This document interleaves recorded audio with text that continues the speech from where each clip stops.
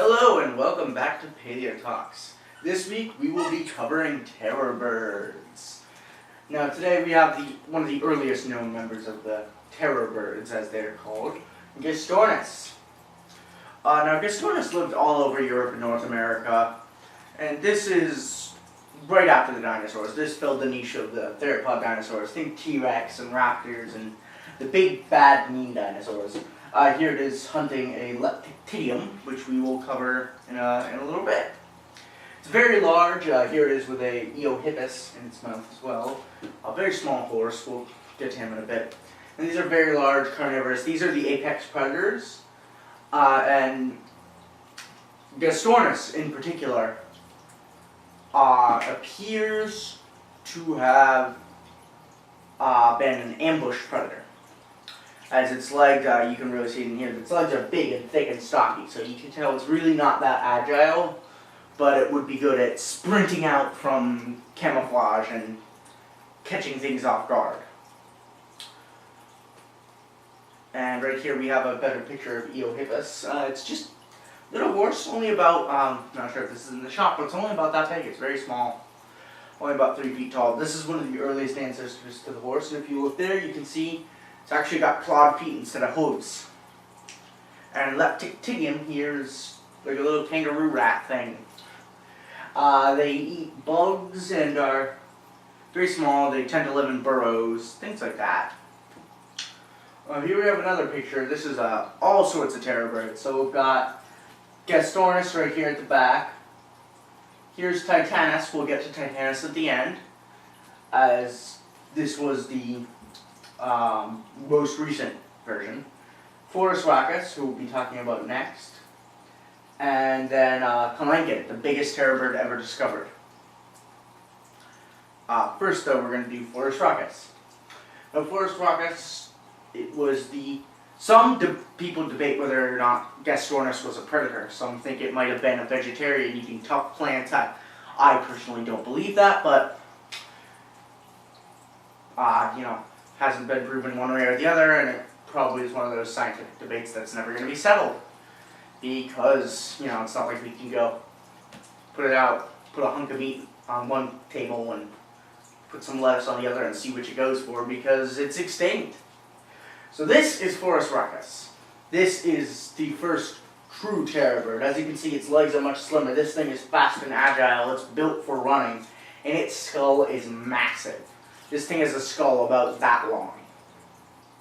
Its head is the size of a horse's head. It's ridiculous. There's not this one, but they can get... Kalankin's head was like that big. It's huge. Massive animals. Now these were outcompeted later by mammalian predators that came in, but for a while, North and South America were completely isolated. For a while. And they were isolated from the rest of the world, and they were isolated from each other as well. Sea levels were higher, there was no land bridge in between them. So, consequently, life in South America got really weird. I mean, so did life in North America, but it didn't get this weird as giant armadillo things with spiked tails and huge meat-eating birds.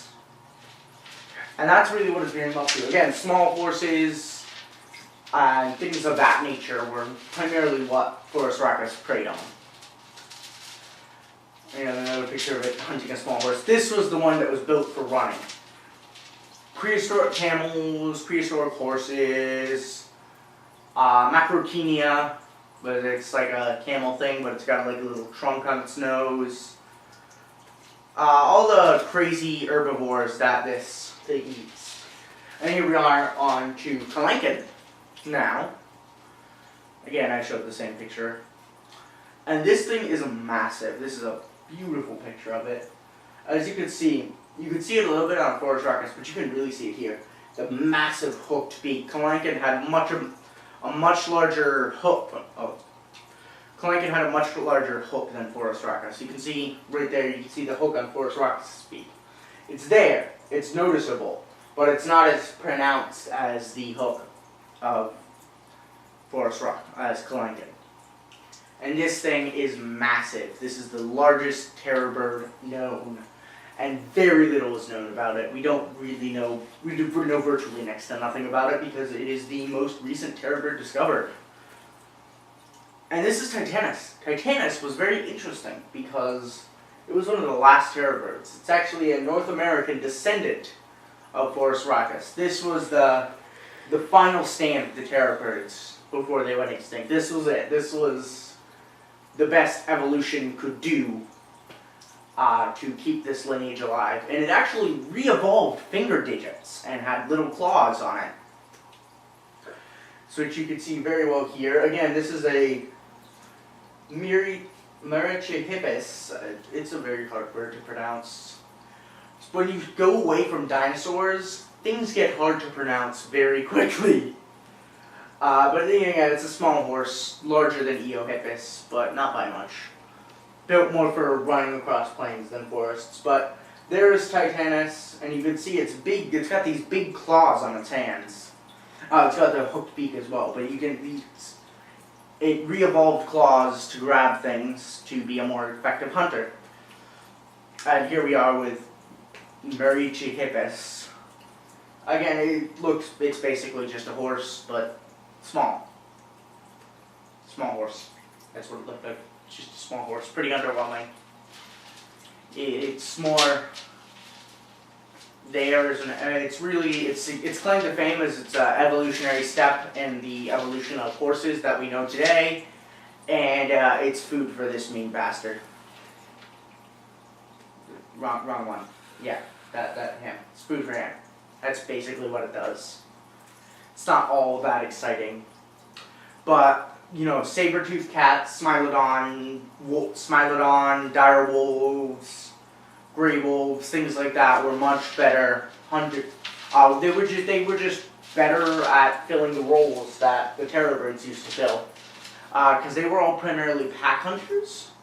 Well, wolves were the pack hunters, so they were much more able to effectively run down and kill the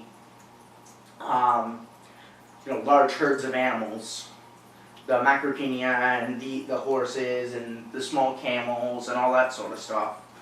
And the big game, Smilodon was built like a bear. It liked to get on top of its prey and wrestle it to the ground before dealing a death blow with the jugular with the two giant fangs. And again, it's just clanking. The terror birds in general, they were solitary hunters. They were more good at running stuff down. They were sort of a jack-of-all-trades predator. But when this more specialized predators came in, there was really nothing that the terror birds could do about it.